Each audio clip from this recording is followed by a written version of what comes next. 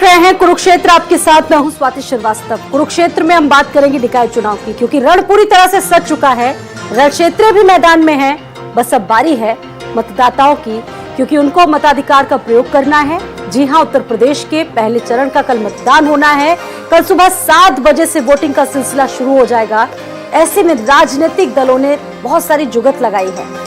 एक तरफ जहां पर तमाम राजनीतिक दलों की प्रतिष्ठा दांव पर है, तो वहीं अगर देखा जाए समाजवादी पार्टी बीजेपी आमने सामने है। लगातार इसको लेकर ताबड़तोड़ रैलियां, जनसभाएं मुख्यमंत्री योगी आदित्यनाथ कर रहे थे। जगह जगह अखिलेश यादव पहुंच रहे थे। इसके अलावा दूसरे जो दिग्गज थे वो चुनावी मैदान में डटे हुए थे।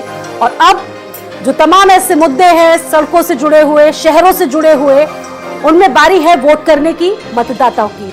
एक खास पैनल इस वक्त हमारे साथ जुड़ चुका है। तमाम खास मेहमान अब से कुछ ही देर बाद आपके सामने स्क्रीन पर होंगे, बातचीत करेंगे। लेकिन उन 9 मंडलों की हम बात कर रहे हैं जहां पर फर्स्ट फेज में वोटिंग होनी है।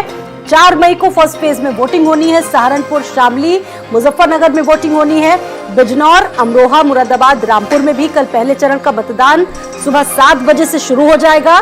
संभल, आगरा, फिरोजाबाद में भी और मथुरा में भी वोटिंग होनी है। वहीं मैनपुरी, झांसी, जालौन, ललितपुर में भी वोटिंग होनी है। उत्तर प्रदेश में हो रहे निकाय चुनावों को आगामी 2024 आम चुनावों की सेमीफाइनल के तौर पर अगर देखा जाए तो ये कम नहीं होगा। और यही वजह है कि राजनीतिक पार्टियां लगातार इन चुनावों में कई तरह के प्रयोग कर रही हैं। बहुत सारी चीजों को देखा जा रहा है। उत्तर प्रदेश का चुनाव इसलिए महत्वपूर्ण है क्योंकि एक बड़ा सूबा है और ऐसे में यहाँ पर कड़ा मुकाबला, एकदम जो फाइट है आमने सामने की, वो इस बार देखने को मिलेगी। और सबसे बड़ी परीक्षा जो है वो राजनीतिक दलों की होगी, क्योंकि इस बार हमने देखा चुनाव से ठीक पहले जमकर सेंधमारी हुई। सबसे ज्यादा जो प्रत्याशी थे वो बीजेपी में गए, अपनी अपनी पार्टियों को छोड़कर। उन्होंने बहुत गंभीर आरोप लगाए और कहा कि 20-20 सालों से काबिज होने के बाद भी हमें बहुत वरीयता नहीं दी गई, तवज्जो नहीं दी गई। और देखिए, जो जातिगत आंकड़े हैं वो भी आपको ग्राफिक्स के जरिए दिखा रहे हैं। लगातार इनको लेकर तमाम गुणागणित की गई, समीकरणों को बैठाया गया। आमतौर पर कहा जाता है कि मुद्दों से जुड़ा चुनाव है, लेकिन मुद्दे इस बार कहीं ना कहीं पीछे रह गए। और इस बार चुनाव में अलग चीजें देखने को मिली हैं, चाहे वो अतीक हत्याकांड से जुड़ा मुद्दा हो। बहुत सारी ऐसी चीजें जिन पर बहुत ज्यादा फोकस मुख्यमंत्री योगी आदित्यनाथ का रहा, खासतौर से तब जब वो रैलियों में पहुंचे, रैलियों को संबोधित करने पहुंचे, तो उन्होंने वहां से अपनी रैली में अतीक, अशरफ और मिट्टी में मिला देंगे माफिया जैसे शब्दों का बार बार जिक्र किया। तो देखिए, 4 मई को मतदान है, बड़ी परीक्षा होनी। और ऐसे में बीजेपी इसको बहुत गंभीरता से ले रही है। बीजेपी समेत आरएलडी, समाजवादी पार्टी और सारे राजनीतिक दल इसको लेकर चुनावी मैदान में उतर चुके हैं। पूरा मैदान सज चुका है और अब बारी मतदाताओं की है कि वो किसको चुनती है शहरों की परीक्षा में। हमारे साथ खास पैनल जुड़ चुका है, परिचय आपको करवाएंगे। और ये वो शहर है जहां पर चुनाव होने हैं। चंदौली, जौनपुर, सहारनपुर, शामली, मुजफ्फरनगर, बिजनौर, अमरोहा, मुरादाबाद में भी पहले चरण का चुनाव होना है। बीएसपी ने भी अपनी रणनीति में माकूल बदलाव किए हैं। बीएसपी ने देखिए सबसे ज्यादा इस बार मुस्लिम कैंडिडेट्स को उतारा है। प्रचार प्रसार का शोर भी पूरी तरह से थम चुका है। और अब कल सुबह 7 बजे से वोटिंग का सिलसिला शुरू हो जाएगा। 37 जिलों में सुबह 7 बजे से शाम 6 बजे तक कल वोटिंग होगी। सहारनपुर, मुरादाबाद, आगरा, झांसी में भी कल मतदान होना है। वोटिंग वाले जिलों में आपको बता दें कि अवकाश घोषित किया गया है।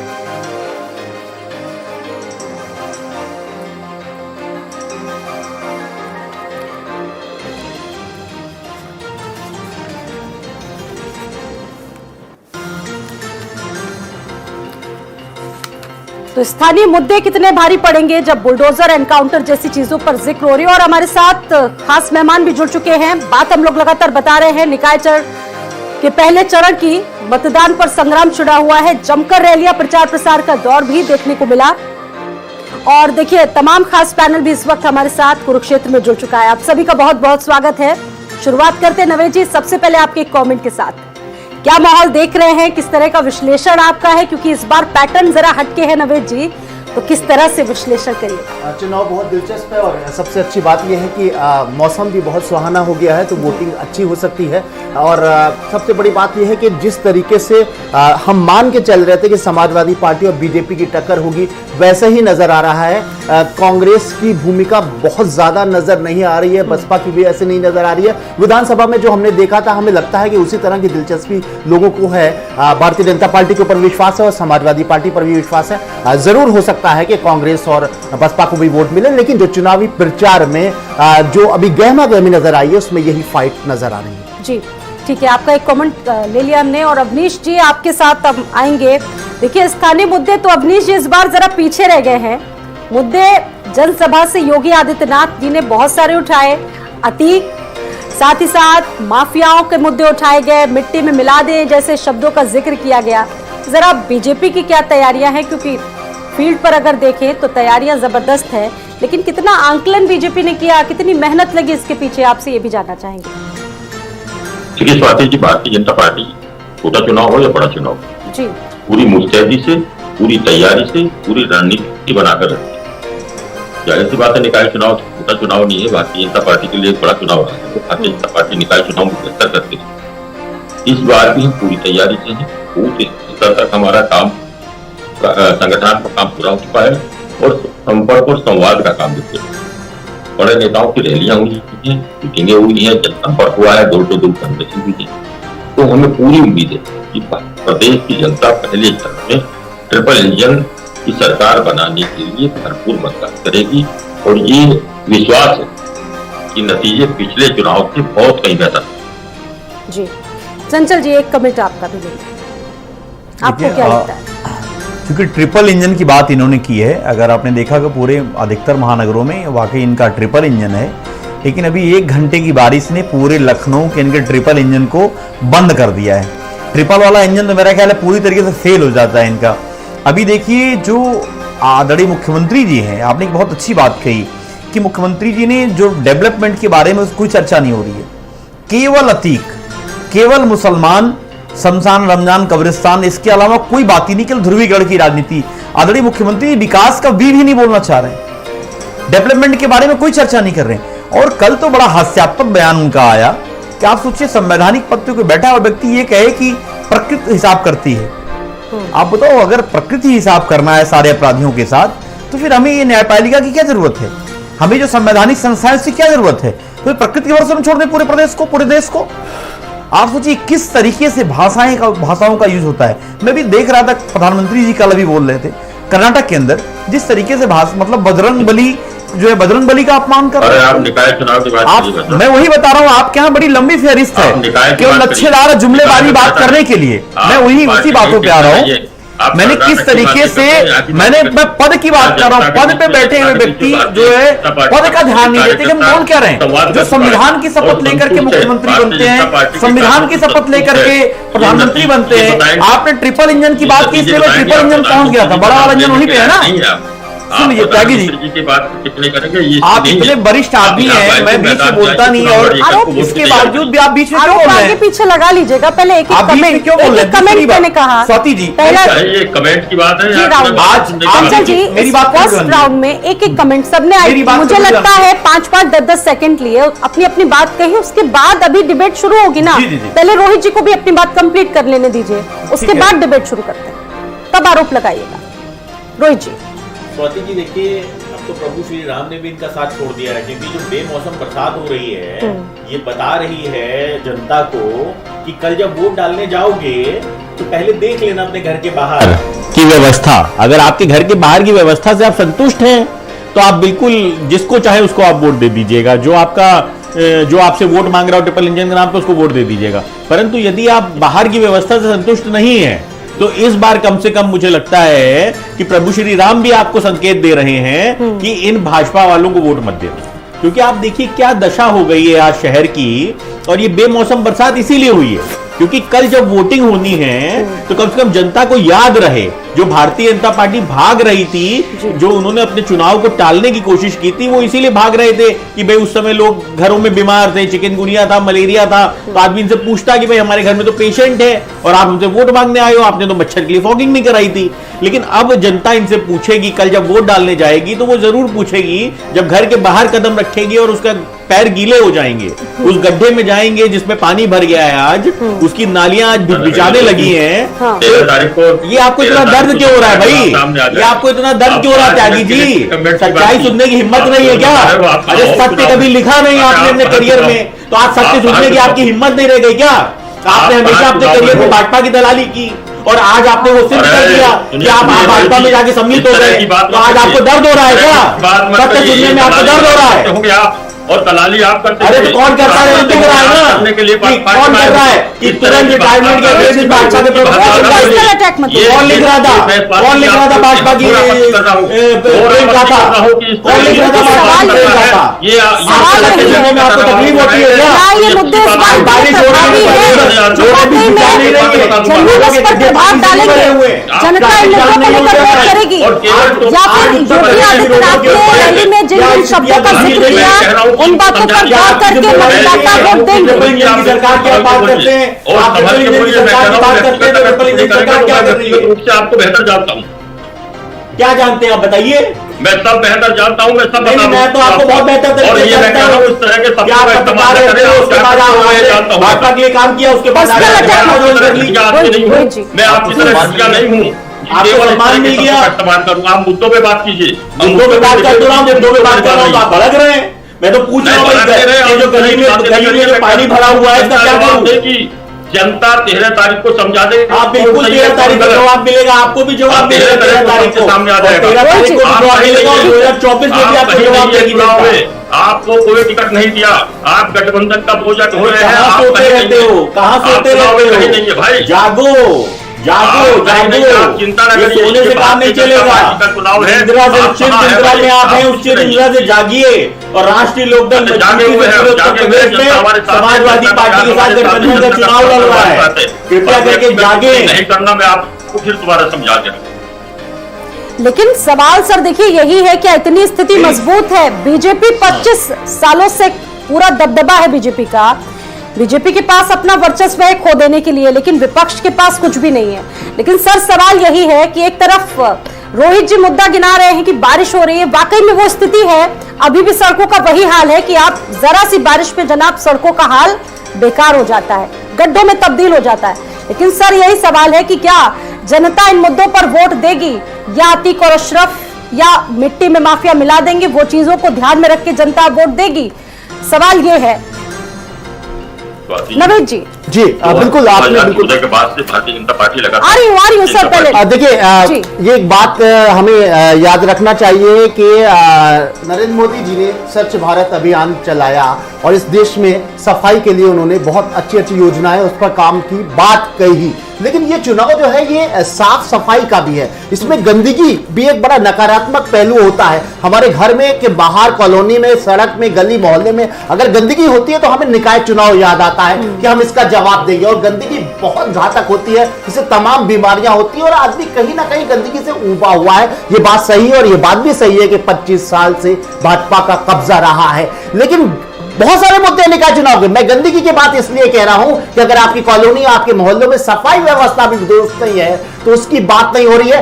बात भाजपा जरूर कर रही है, वो क्राइम की गंदगी को साफ करने की बात कह रही है, वो अपराधियों की गंदगी को साफ करने के जरूर करें, अपराध की गंदगी साफ करें। योगी आदित्यनाथ जी का यह फैसला और इस तरह के कदम उसका सब स्वागत कर रहे हैं, लेकिन सिर्फ अपराध की गंदगी का ही मामला नहीं, इसको आप हर मुद्दे में, हर चुनाव में उठाइएगा, निकाय में उठाइए, स्वागत है, विधानसभा, लोकसभा सब में उठाइएगा। लेकिन एक्चुअल जो जमीन है इस चुनाव की, गंदगी, कूड़ा, जल भराव, उसकी भी बात हो जाना चाहिए। मैं फिर कह रहा हूं कि प्रधानमंत्री जी की मंशा है स्वच्छ भारत और गंदगी। आज हमारी अच्छी अच्छी कॉलोनी में कूड़े के ढेर लगे हैं, उसकी बात करना चाहिए। बड़े बड़े नेता इस चुनाव में कैंपेनिंग कर रहे हैं, अच्छी बात है, चाहे योगी जी हो, चाहे अखिलेश यादव हो, चाहे कोई हो, लेकिन वो उसकी बात ही नहीं कर रहे हैं ग्राउंड लेवल पे। ये दुर्भाग्य है हमारे देश का या प्रदेश का कह लीजिए, हमारे शहरों का, कि ये चुनाव विचारधारा का चुनाव हमें नहीं मानना चाहिए इस चुनाव को मुद्दों का चुनाव मानना चाहिए और किसी विचारधारा का चुनाव लड़के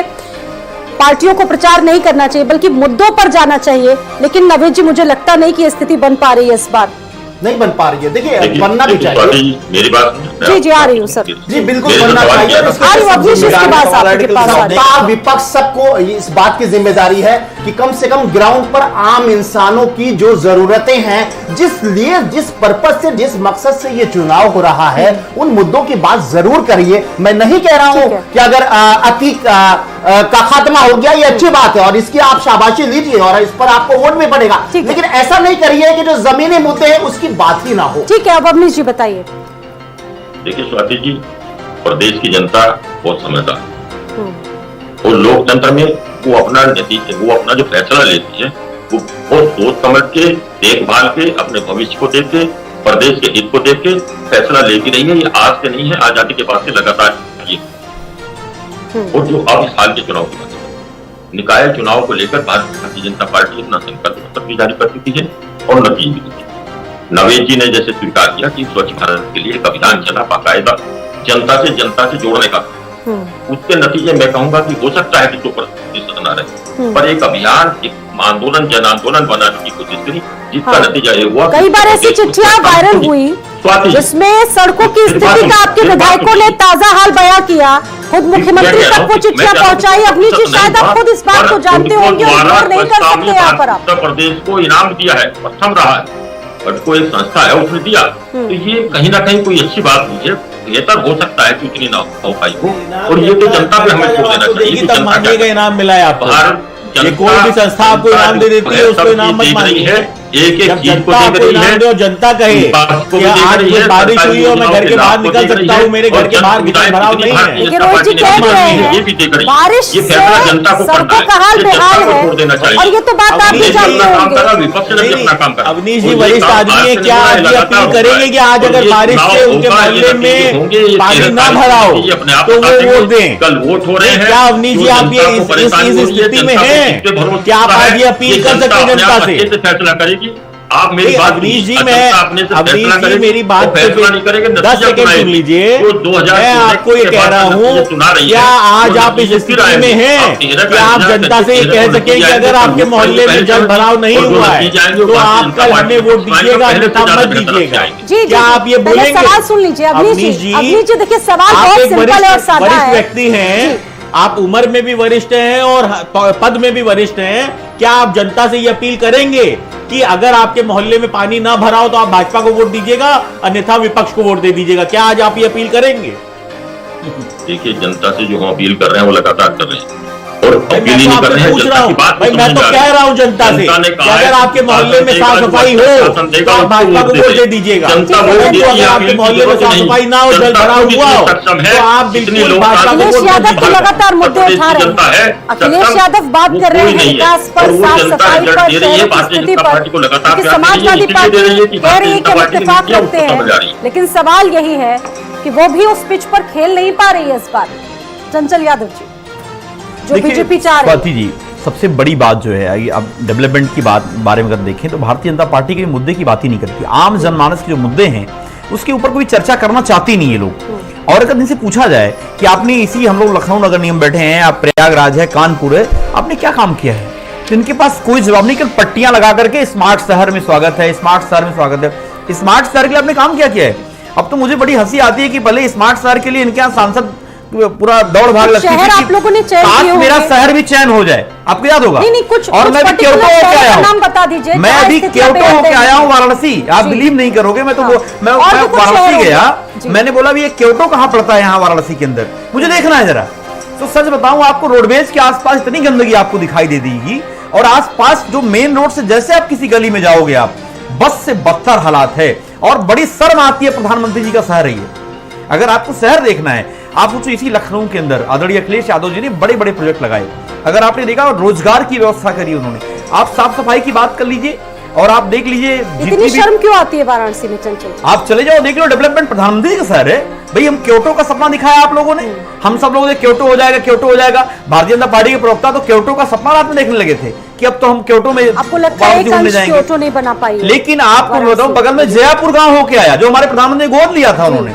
अब तो जयपुर गांव की कोई चर्चा ही नहीं होती है कि जयपुर कोई व्यवस्था भी है क्या, आदर्श गांव की व्यवस्था है क्या। अब स्मार्ट शहर, जो हमारे 17 शहर स्मार्ट शहर थे उत्तर प्रदेश के अंदर, क्या हमारे त्यागी जी बता पाएंगे 17 शहरों के नाम स्मार्ट शहर कौन है? बस केवल और केवल खाना पूर्ति हो रही है। मैं आपको बता दूं, ये भारतीय जनता पार्टी भ्रष्टाचार की जननी हो चुकी है और ये नरक निगम बना के रख दिया इन्होंने।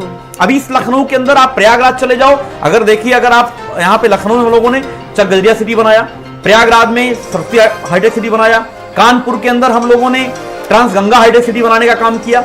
और आप देखिए शहर बन कहां पाया ट्रांसगंगा सिटी? बन कहां आपने पाया? रोक दिया, अधर में था ना, आपने रोक दिया। आप तो उसके बाद आपकी आपकी ट्रिपल इंजन की सरकार सरकार चली है, गई। हमारा जो सिंगल इंजन था, हमारा सिंगल इंजन था, लेकिन फिर भी एक सपना था, एक मतलब बेहतरीन शहर बने और बना भी। लेकिन उतनी आप देखिए, गंभीरता से कहां ले रहे हैं आप अखिलेश मुझे बताइए यादव? स्वाति जी। सुन लीजिए चंचल जी, पहले हाँ। सवाल सुन लीजिए। बहुत देर में चंचल चुनाव जी, प्रचार, एक मिनट जनता अखिलेश, आपको एक यकीन नहीं मिनट, करती एक है। मिनट, बहुत जनता आराम से आपको निकले दावे हैं करते हैं, अखिलेश जितनी यादव, बातें चुनाव कर में रहे हैं, प्रचार जनता करके पार्टी बहुत जनता लास्ट में पार्टी निकले हैं। जनता पार्टी इससे को पहले समझिए, 6 महीने से क्योंकि आप बीजेपी परहेज जनसभा में करते हैं, व्यस्त आप थी। झूठ करते ये हैं, बात अगर आप कहा धोखे जाए में तो रहते हैं, अतिशयोक्ति नहीं आप होगा परिवारवाद कि को बीजेपी बढ़ावा जिस देते तरह हैं, से मेहनत कर रही बढ़ावा देते थी, हैं, लेकिन उतनी आप सीरियसली से कोई आपका वास्ता निकाय नहीं चुनाव है। को लिया नहीं इस वाद और अखिलेश जात-पात यादव को ने। बढ़ावा सिर्फ देते हैं। मैंने शिवपाल आपको यादव को नरक बनाने मनोबल के लिए जनता बढ़ाता जानती दिखाई है दिए आपको। कार्यकर्ताओं इसलिए को। आपको भी बोला, मैंने क्या बोला, मैंने कहा भारतीय जनता पार्टी के मुद्दे की बात नहीं करी, झूठ की ट्रेनिंग दिया जनता। अब ये परिवारवाद के ऊपर आ गए, बड़ी लंबी फहरिस्त इनका परिवारवाद का है, लेकिन वो परिवारवाद इनका अलग चश्मा देखने का है, वो नजरिया अलग है, परिवारवाद उनका अलग हो जाता है। अच्छा, आप लेकिन सपा का गठबंधन परिवारवाद ठीक है, आपको दिखाई ठीक देगा, है। आपको कांग्रेस का परिवार दिखाई देगा, लेकिन भारतीय जनता पार्टी का परिवार आपको नहीं दिखाई देगा। जनता को भी दिख तो आप रहा है, देखना हमें नहीं नहीं चाहते दिख रहा हो। जनता को। दिक्कत आपकी है जनता के कि जो आपके फैसले डबल को स्टैंडर्ड असली चेहरा है, राजनीति चश्मा लगा रोजी के, वो आपके पास दिक्कत आ है। जनता करती है रोजी क्या फैसला। गठबंधन में किसी कौन तरह की सही है, प्रॉब्लम कौन चल रही है? गलत है, क्योंकि इससे कौन पहले राज देखने को करेगा, मिला ये कि कई जनता जगह है, प्रत्याशी जनता आमने ये सामने लगातार की करती है, समाजवादी और प्रवृत्ति करेगी। आरएलडी के सामने दिखे,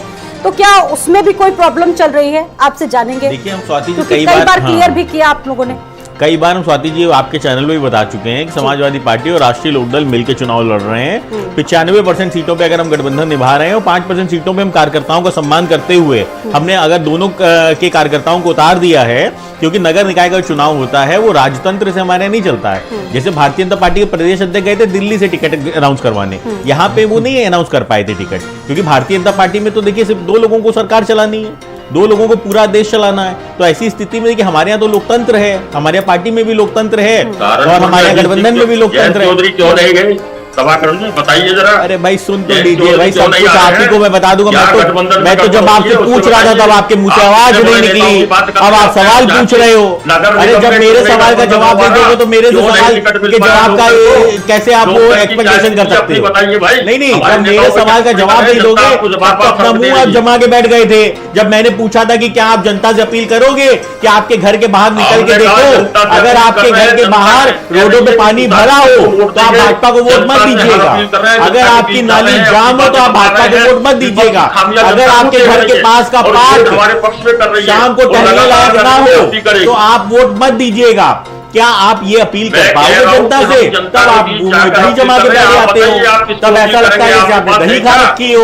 परंतु जहां विपक्ष की बात आती है वहां त्यागी जी टिकट छुट्टे जवाब निकलने लगती है और सवाल याद आने लगते हैं इसके। इनके अंदर का जो पुराना पत्रकार है वो जाग जाता है और सवाल पूछने लगते हैं यहाँ से कि विपक्ष ने क्या किया।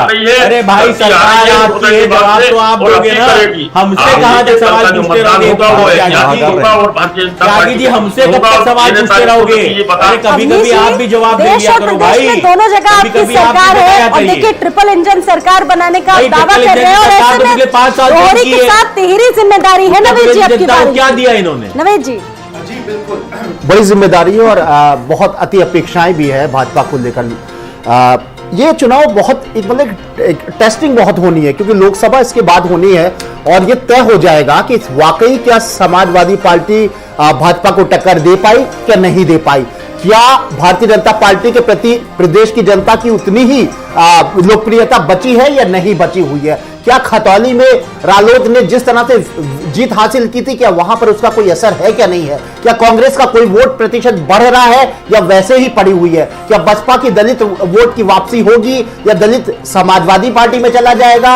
जो भी ये सारी टेस्टिंग है और मैं समझता हूँ ये अच्छा, important कांग्रेस है। ने नवेद जी इस बार ये चुनाव बहुत ज्यादा गंभीरता से नहीं लिया, ये भी जानना चाहेंगे तर्क क्या है। और देखिए बीएसपी लड़े या न लड़े चुनाव, लेकिन उसने मुस्लिम प्रत्याशी उतारकर समाजवादी पार्टी का खेल बहुत खराब कर दिया। जी, जैसा कि बिल्कुल जैसा कि उसने इससे पहले के चुनावों में किया है कि उनकी लड़ाई भाजपा से कतई नहीं होती है, समाजवादी पार्टी से होती है, और समाजवादी पार्टी के भी बराबर वो नहीं बसपा आ पाई, कई चुनाव ऐसे हुए। लेकिन मकसद ये होता है कि सपा का वोट कम हो जाए और मुस्लिम वोट बैंक के ऊपर बसपा की नजर होती है और उसमें एक बंटवारे की स्थिति पैदा हो भी जाती है। तो ये बड़ी चुनौती है समाजवादी पार्टी के लिए। लेकिन मुसलमान क्या जाएगा बसपा के साथ, या वो पुराना प्यार जो कांग्रेस है क्या उधर छिटक जाएगा, या एकजुट होकर सपा को ही देगा, या भाजपा के ऊपर विश्वास करेगा? ये सारी टेस्टिंग जो होगी ये लोकसभा की ओर इशारा करेगी। इसलिए ये चुनाव काफी महत्वपूर्ण है और मुद्दे इसीलिए मुझे लग रहा है कि लोकल मुद्दे नहीं उठ पा रहे हैं और राजनीतिक दल, सारे दल जो हैं वो राष्ट्रीय मुद्दे और तमाम ऐसे मुद्दे ला रहे हैं जो किसी एक बड़े चुनाव, किसी लोकसभा या विधानसभा चुनाव से मैच करते हैं, क्योंकि एक सेमीफाइनल है, एक रिहर्सल है। लेकिन ये ठीक नहीं है। मुझे लगता है कि लोकल मुद्दों की बात होना चाहिए।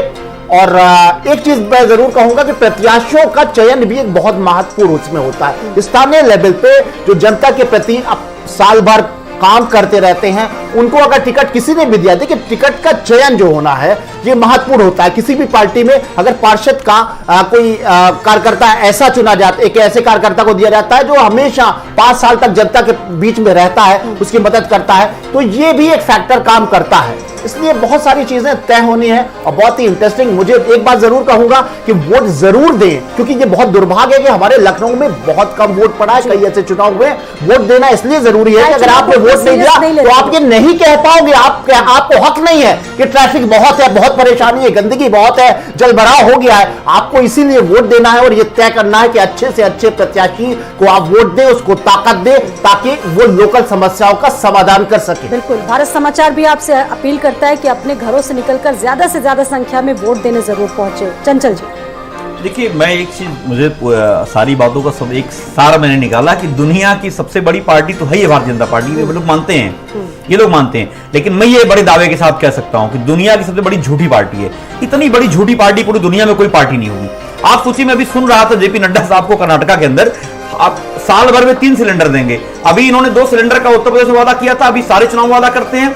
लेकिन आज गैस सिलेंडर की कीमत जो 400 से 1200 रुपए पहुंच गई है पिछले 8-9 सालों में, ये सोचना चाहिए कि एक आम आदमी जो पैसा कमाता है उसकी 20% कम से कम कॉस्टिंग जो है गैस में चली जाती है, 20% उसकी इनकम चली जाती है। आप सोचिए, इसी लखनऊ के अंदर लोगों के पास रोजगार नहीं है और जितने नगर निगम है रोजगार क्रिएशन कोई व्यवस्था नहीं है, इन्होंने कोई इंफ्रास्ट्रक्चर डेवलप नहीं किया, न कोई एक बिल्डिंग बनाई इन्होंने। अभी इनसे पूछें कि ऐसा कौन सा दिन है जो अस्पताल में सैकड़ों पेशेंट बेड ना मिलने की वजह से, अस्पताल में जगह ना मिलने की वजह से मर जा रहे हैं लोग, और प्राइवेट वाले में पहुंच नहीं पाते बेचारे।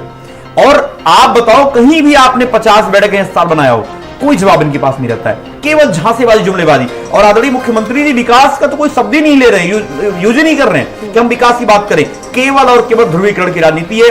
मुसलमान, अतीक अहमद, ये वो, लॉ एंड ऑर्डर कितना बड़ा फेलियर कब रहा है। एक गवाह जो था उमेश पाल, उसने स्पष्ट लिख आप लोग इसे फेलियर बता रहे हैं, लेकिन वो लोग तो इसे बहुत मजबूत बता रहे हैं कि माफियाओं का मैं वही बात कर रहा हूं, दुनिया की सबसे झूठी पार्टी है। हर भाषण में, हर जनसभा में इस बात का जिक्र भी करते हैं योगी आदित्यनाथ। अभी आप इसी आप अपने ऑफिस से बाहर निकलिए, बगल वाली रोड पकड़िए, सारा निकलिए, आप चल नहीं पाओगे, इतने बस से बदतर हालात है, 1 घंटे की बारिश। और ऐसे सैकड़ों लखनऊ के अंदर है जो बस से बदतर हालात में है और ये हर साल गड्ढा मुक्त करते हैं। वो गड्ढा मुक्त कर पैसा कौन खा रहा है त्यागी जी? आप मुझे बताइए। बड़ी आपका सवाल उनको जवाब देने है, जनता जान रही है अपराध के ऊपर नकेल कौन कस रहा है, जनता जान रही है। आपने पुलिस को हाईटेक करने के लिए क्या काम किया है? आपने पुलिस को हाईटेक करने के लिए क्या काम किया है? केवल जाति के आधार पर कार्रवाई हो रही है। आप मुझे बताओ, पूरे प्रदेश के अंदर ऐसा कौन सा जिला है जहाँ आज घटनाएं नहीं होती है? आप जाति का आधार नहीं करते हो क्या?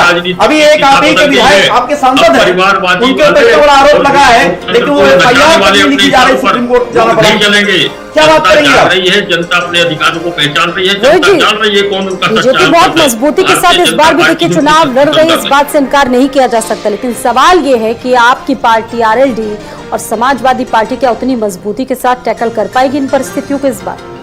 देखिए, हम ध्रुवीकरण की राजनीति नहीं करते हैं, हम वोट पोलराइजेशन की राजनीति नहीं करते हैं। हम जब चुनाव लड़ते हैं तो हम जनता के हित की चुनाव लड़ते हैं। भारतीय जनता पार्टी खुद ये स्वीकार करती है और अभी त्यागी जी भी स्वीकार करेंगे कि ये 24 घंटा 365 दिन चुनावी मोड में रहते हैं। जब जनता इनको चुन के भेजती है उसके बाद भी ये काम करने के लिए नहीं आते हैं यहाँ पे, ये सिर्फ चुनाव लड़ने के लिए आते हैं। इन्होंने स्थिति ये कर दी है कि इलेक्ट्रो पॉलिटिकल स्टेट बना के छोड़ दिया है उत्तर प्रदेश को।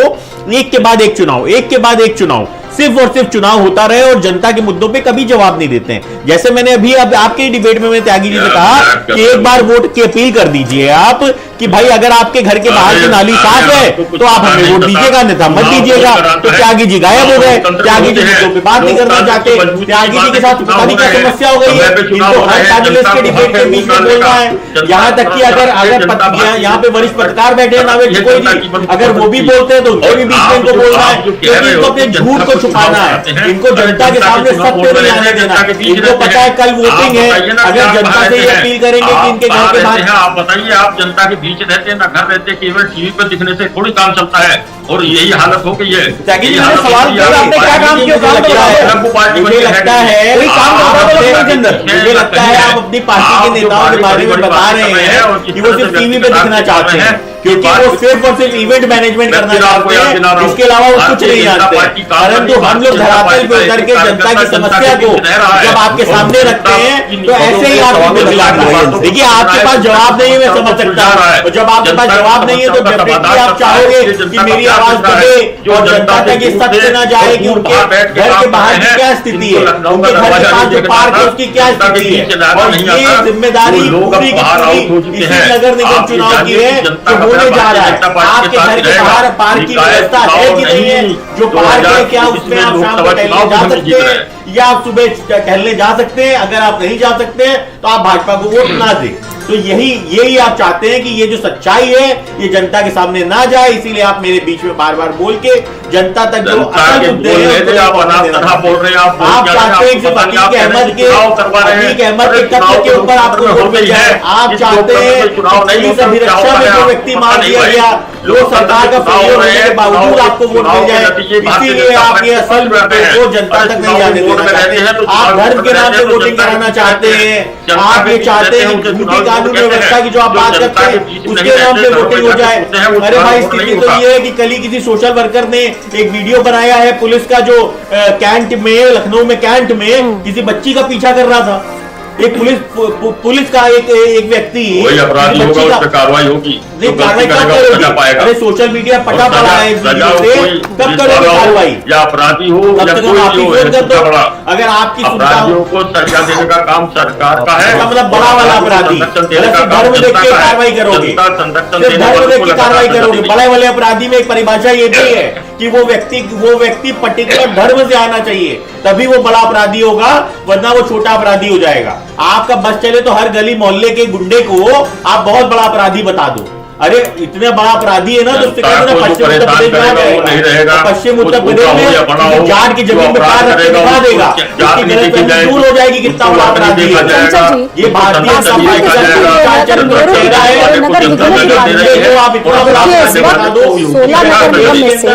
अलीगढ़ और मेरठ को छोड़कर 14 नगर निगम बीजेपी के कब्जे में है, तो क्या लगता है इतना आसान है ये आपके लिए मुकाबला?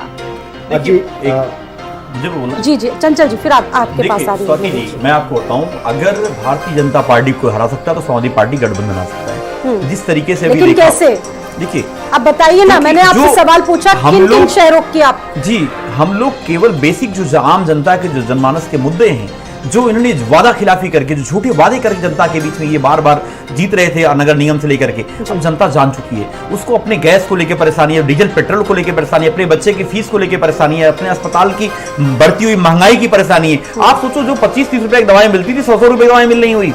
सिर्फ जो 28-30 रुपए मिलता था, 90-95 रुपए का मिल रहा है। क्या बात करेंगे ये लोग, भारतीय जनता पार्टी के लोग? क्यों झूठ बोलने का काम करते हैं ये लोग? और आप देखो, आप इसी लखनऊ के अंदर मैंने सवाल पूछा, कहीं 50 बेड अगर आपने की बढ़ाया हो, इनके पास कोई जवाब नहीं आया। मैंने कहा कि इसी लखनऊ के अंदर कोई आपने अमौसी से लेकर मुंसिपल मेट्रो बनी, आप एक पिलर अगर आपने आगे बढ़ाया मुझे बता दीजिए, उसका कोई जवाब इनके पास नहीं है। एक भी इंफ्रास्ट्रक्चर के क्षेत्र में कोई एक बिल्डिंग आपने बनाई हो, या कोई एक रोड आपने नया बनाया हो, कोई जवाब नहीं है भारतीय जनता पार्टी प्रवक्ताओं पर, नेताओं के पास। केवल जुमलेबाजी, झांसेबाजी के अलावा इनको कुछ नहीं आता है।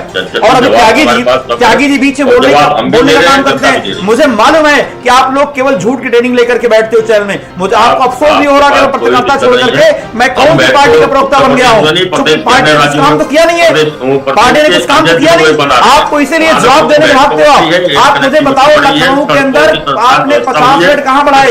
मैं आपको गिनाता हूं। समाजवादी ने, समाजवादी सरकार ने, अगर आपको याद होगा, एशिया का सबसे बड़ा कैंसर इंस्टीट्यूट बना के दिखाया, 2 बेड का मासिक अस्पताल बना के दिखाया, राम सागर मिश्रा के नाम से 100 बेड का मेडिकल के क्षेत्र में बड़े बड़े काम मोदी सरकार। जी आप और कहीं ना जाइए, ठीक है, मैं नगर निगम शाहजहांपुर की ही आप बात कर रही हैं, छोड़ दीजिए सारी चीजों को, छोड़ दीजिए सारी चीजों को। नवेद जी आप भी जानते होंगे शाहजहांपुर में क्या स्थिति थी, आपने मेयर प्रत्याशी घोषित कर दिया, उसके बाद बीजेपी ने सेंधमारी करके आपके प्रत्याशी को बीजेपी में ज्वाइन करवा दिया। देखिए मैंने बताया, आप सोचिए भारतीय जनता, कितनी शर्म की बात है, भारतीय जनता पार्टी का प्रत्याशी वहां पे नहीं था।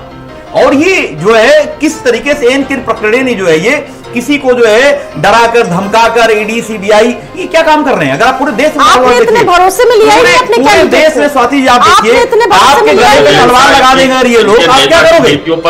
आज आप अगर गले पे तलवार लगा देंगे करोगे? भारतीय जनता पार्टी के लोग हैं, इनका चेहरा जिनका जान चुकी है। आप इस मुगालते में मत रहो, आप इस मुगालते में जनता आपके नेता रहेगी।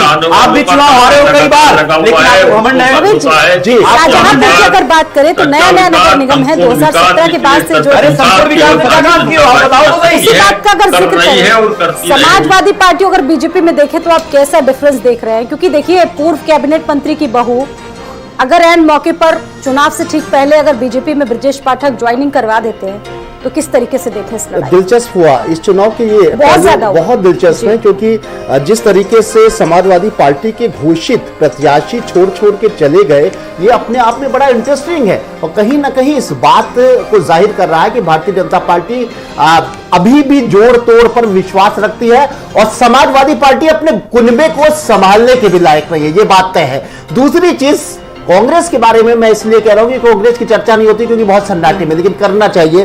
कांग्रेस जिसके पास संगठन नहीं है, जिसके पास पार्टी में कोई दम नहीं है, उसके बचे कुचे लोकल को चेहरे उसको भी उड़ा ले गई भाजपा। ये मजेदार बात है जी, किसी को नहीं छोड़ा की चुनौती है। इस वक्त देखिए समाजवादी पार्टी भाजपा से लड़ेगी या नहीं लड़ेगी, इस स्थिति में होगी क्या नहीं होगी, नतीजे बताएंगे। लेकिन फिलहाल कहा जा सकता है कि भाजपा को चुनौती देने की स्थिति में कम से कम उसके सामने खड़ी है समाजवादी पार्टी। लेकिन इस चुनाव की खास बात यह है कि इस वक्त इस चुनाव में समाजवादी पार्टी के ऊपर खोने के लिए कुछ नहीं है। खोने के लिए डर इस बात का भारतीय जनता पार्टी के पास यह है कि भारतीय जनता पार्टी आज शबाब पे है, आज वो उरूज पे है। सबसे बड़ी बात उसकी एक सीट भी महापौर में कम हो जाएगी तो उसकी बड़ी एक टीस होगी। इसी तरह से बसपा के पास 2 महापौर थे, अगर वो वापसी नहीं हो पाती है तो बीएसपी ने किया पिछले बार। बसपा को ये मान के चलिए कि बसपा साफ, अगर वो अपनी वापसी भी नहीं कर पाती है। और इस बात को हमें याद रखना चाहिए कि पिछले चुनाव में समाजवादी पार्टी से बेहतर स्थिति बसपा की थी। क्या बसपा प्रोग्रेस करके अपने पुरानी स्थिति पे आ पाएगी या बिल्कुल ही सन्नाटे में रहेगी? ये चुनावी नतीजे ये जरूर बताएंगे। ये भी बताएंगे कि दलित वोट बैंक क्या भारतीय जनता पार्टी के विश्वास से जुड़ा है या अखिलेश यादव जी ने जो खींचातानी की है क्या उनके पास जाता है या मायावती के पास वापसी हो जाती है।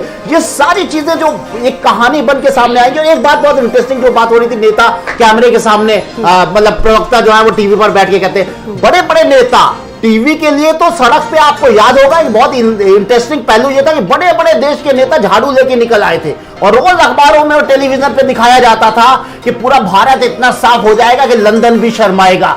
लेकिन वो सिर्फ तस्वीरों के लिए था।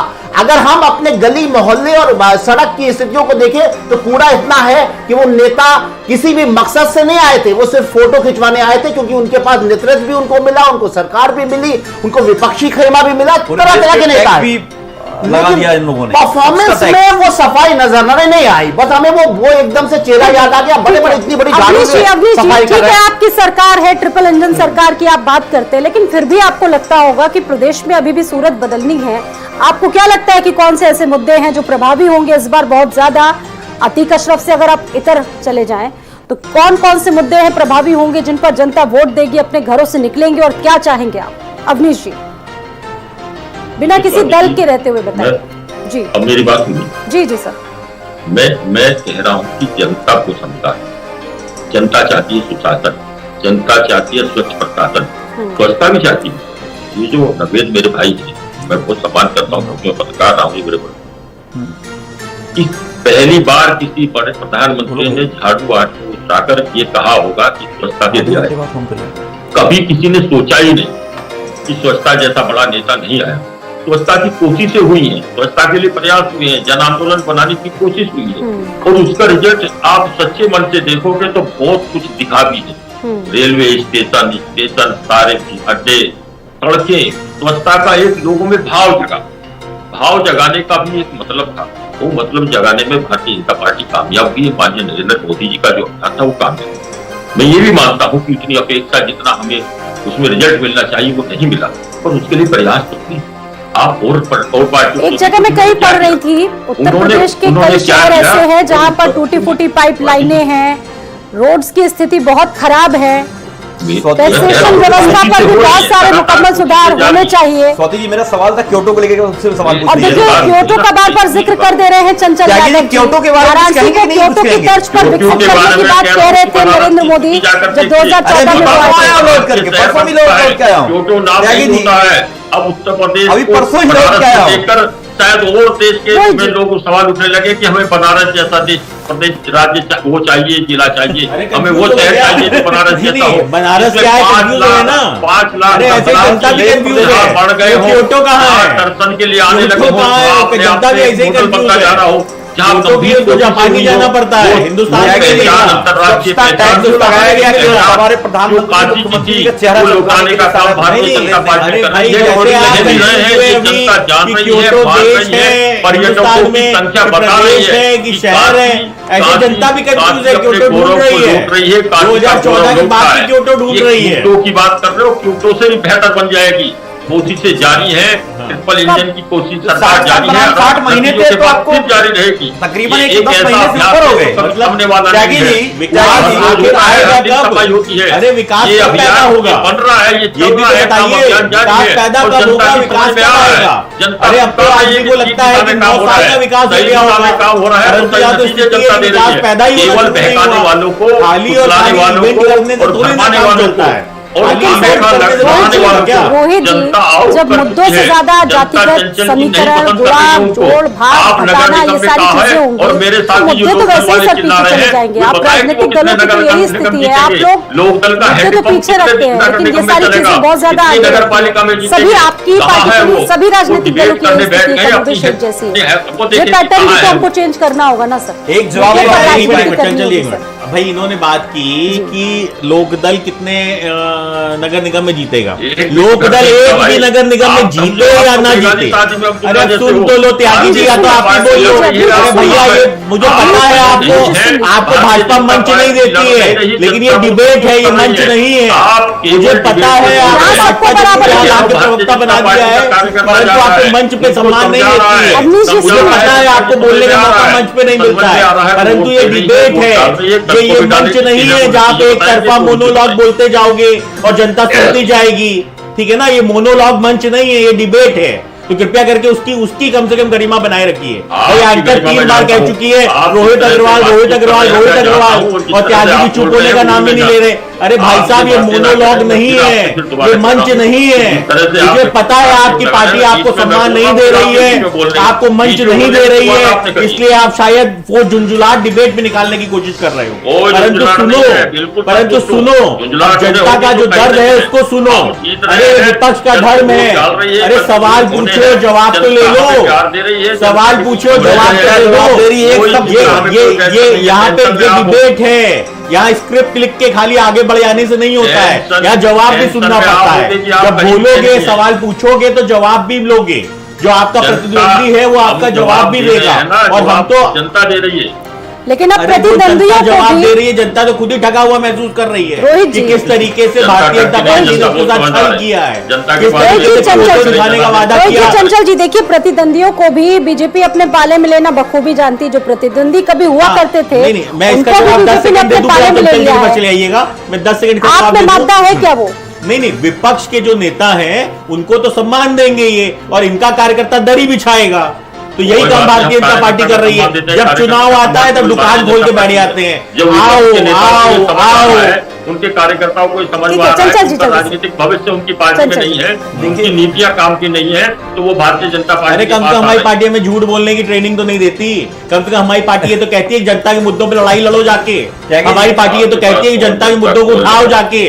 कम से कम झूठ बोलने को तो नहीं कहती हमारी पार्टी। दूसरी पार्टी के नेताओं की बात हो रही है तो पूरे देश में आजकल बहुत बड़े बड़े मीम बनते हैं, आप देखा होगा अक्सर करके। अरे इसी लोकदल ने बहुत बड़े बड़े नेता निकाले, त्यागी जी, आप ही ने लिखा होगा। मुकुल रॉय से लेके शुभेंदु अधिकारी से लेकर के नारायण राणे से लेकर के इन सबके बारे में आप मतलब जब आप बोलते हो ना कि हम दूसरे पार्टी के लोगों को लेके आते हैं तो जनता भी हंसती है कि क्या मजाक बना के रख दिया आपने, क्या जवाब होता है, क्या सवाल होता, आप क्या जवाब देते हो आप। और आप केवल जनता जिता रही, जनता जिता रही है। अरे भैया चुनाव आप भी हारे हो कई बार, मैं कई बार बोल चुका हूं आपके चैनल के माध्यम से। 2002 हारे, 2004 हारे, 2007 हारे, 2009 हारे, 2012 हारे, 5 बार चुनाव भी हारे हो। ये घमंड कैसा भाई, ये जनता है फिर उठा के आपको पटकेगी, परेशान ना होइए। और इस बार आप जाओगे तो 25-30 साल नहीं दिखाई दोगे, पता नहीं चलेगा, क्योंकि आपने जनता को जितना रुलाया है, जनता को आपने परेशान किया है। चाहे कोरोना का पीरियड हो, चाहे लॉकडाउन का पीरियड हो, इसी गंगा में लाशें बह रही थी।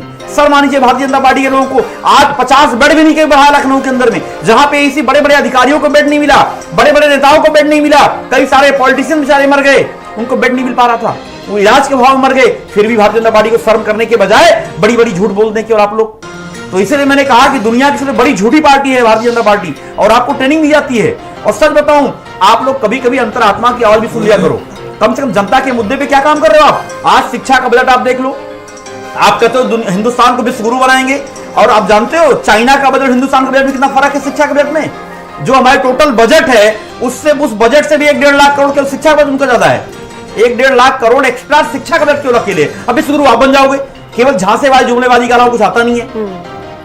अब बताओ, और पूरे बजट का 6% केवल आप अनाज में खर्च कर रहे हो, 80 करोड़ लोगों को अनाज बांट रहे हो, उसके अलावा दुनिया में डंका बज रहा है देश का। जनता तो आपको भी क्या डंका बज रहा है, क्या डंका बज रहा है? आपके प्रत्याशी तो सिर्फ अपने बूथे पर ही चुनाव लड़ रहे हैं। देखिए स्वाति जी, अखिलेश यादव उनके प्रचार में अगर एक बार चले जाते प्रचार करने के लिए तो शायद उनका भी कुछ मनोबल बढ़ जाता है। सर मैं वही तो बता रहा हूं, प्रचार हो रहा है, लेकिन भारतीय जनता पार्टी के लोग केवल प्रचार के लिए बने। आप बताइए प्रधानमंत्री जी 10-10 रैलियां कर रहे हैं, 10-10 रैलियां कर रहे हैं, बताइए। जनता हमारी सुनती है तो इन्हें देखिए सवाल यही है, देखिए ये जो मुकाबला है एकदम अब आमने सामने का लगता दिख रहा है पूरी तरीके से। देखिए सवाल यही है, आरोप प्रत्यारोप अपनी तरफ से, लेकिन सवाल ये है कि समाजवादी पार्टी जितनी मजबूती से लड़ना, क्या मुद्दे हैं आपके, मुद्दे तो बताओ। क्या आपको लगता है कि लड़ रही है? वादे किए थे, वादे पूरे किए क्या आपने? फाइनल चुनाव बिल्कुल ये नहीं लग रहा है, मुझे नहीं लग रहा है, क्योंकि देखिए भारतीय एक चीज मैं बताना चाहूंगा कि भाजपा हर चुनाव में मुद्दे, कुछ करीब 10-12 साल से ये हो रहा है कि कोई भी चुनाव होता है तो मुद्दे तय करता है। आपको याद वादे भी नहीं याद है,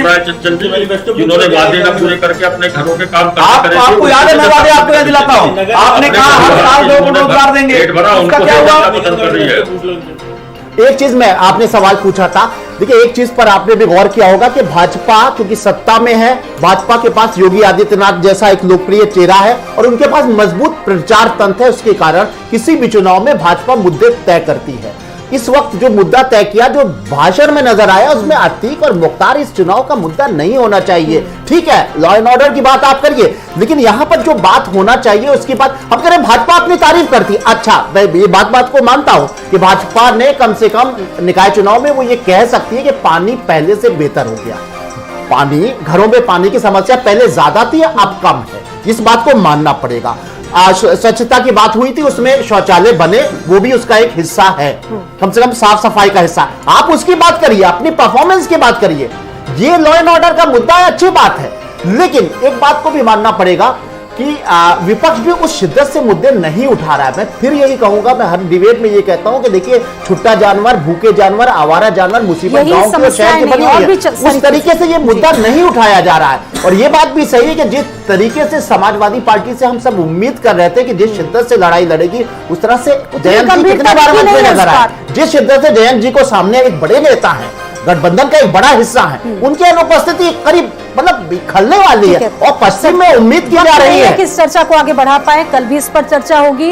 एक छोटा सा कमेंट रोहित जी, उसके बाद मैं कार्यक्रम को समाप्ति की ओर बढ़ाऊं। देखिए, भारतीय जनता पार्टी मुद्दों पे चुनाव नहीं लड़ना चाहती, क्योंकि उसको पता है कि अगर वो मुद्दों पे चुनाव लड़ेगी तो वो हार जाएगी बुरी तरीके से। इसीलिए वो दोबारा गुमराह करना चाहती है जनता को, वो इवेंट मैनेजमेंट करना चाहती है और वो एक झूठे विकास का वादा करके जनता से वोट ऐंठना चाहती है। इन्होंने जनता को निरंतर 2014 से लेके आज तक सिर्फ गुमराह करने का काम किया है, इसके अलावा इन्होंने कुछ नहीं किया। इनसे जब भी आप मुद्दों की बात करेंगे तो वो इसी तरीके से झूठ बोल के कहीं ना कहीं आगे बढ़ने की कोशिश करेंगे। वो कानून व्यवस्था की ये बात करते हैं, अरे कौन सी कानून व्यवस्था? वहां पे रेसलर बेटियां बैठ के न्याय मांग रही हैं आपके ही सांसद के खिलाफ। आपके सांसद के ऊपर रेप जैसे बड़े आरोप हैं, पॉक्सो के अंदर आपके ऊपर एफआईआर लिखी गई है आपके सांसद के ऊपर, उसके बाद आप उनको अरेस्ट नहीं कर रहे हैं। तो भाजपा के सांसद के लिए एक मिनट, भाजपा के सांसद के लिए अलग कानून होगा और एक आम आदमी के लिए अलग कानून होगा। जल्दी से जवाब दीजिए अवनीश जी इस पे।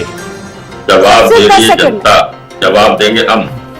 और आप बिल्कुल चिंता न करें, ये चुनाव मुद्दों पे ही हो रहा है, मुद्दों पे हो रहा है। जनता को बहुत शुक्रिया आप सभी का, आप सभी का बहुत है। शुक्रिया। देखिए, चर्चा में आगे बढ़ने का समय नहीं है। कुरुक्षेत्र में फिलहाल इतना ही। कल 37 जिलों में मतदान होना, उसके बाद आगे की जो तस्वीर है वो स्पष्ट होगी, क्लियर होगी। आप सभी का बहुत बहुत शुक्रिया कुरुक्षेत्र देखने के लिए। नमस्कार।